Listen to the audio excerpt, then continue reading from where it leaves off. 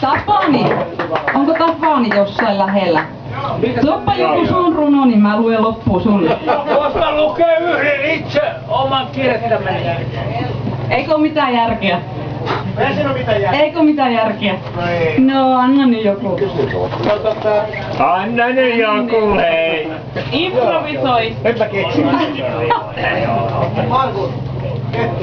Ei oikeesti ne, mitä mulla on ne muutaman, ne on liian masentavaa tähän tunnelmaan. Masentavat on aina hyvin, nyt on lama. Mulla on yksi nouseva vokka. Niisa on kunnon lama, Niisa. Ei tää toimi. Ei toimi. Anna. Okei, no pannaan sit semmonen kamala. Mutta tää on sitten teidän omaa vikaa, jos teille tulee paha olo. Joo. No niin. Runo nimeltä Reikä pellon keskellä.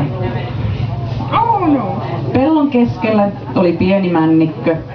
Siellä riihi, jossa asui pitkätukkainen nainen. Minulla oli tapana hiipiä riihen ylisille ja katsoa, kuinka nainen istui alhaalla mustuneen huoneen nurkassa. Naisen kurkussa oli reikä, josta tuuli toiselle puolelle. Ja iltaisin hän putosi lattian läpi raskaana kuin kivi. Kerran nainen oli vuollut reisistään siivuja. Minä huusin niin, että naisen hiukset katkeilivat, yllälentävät kurkiaurat väistivät. Minun sukuni naiset menivät jokiin, miehet kattohirsiin roikkumaan.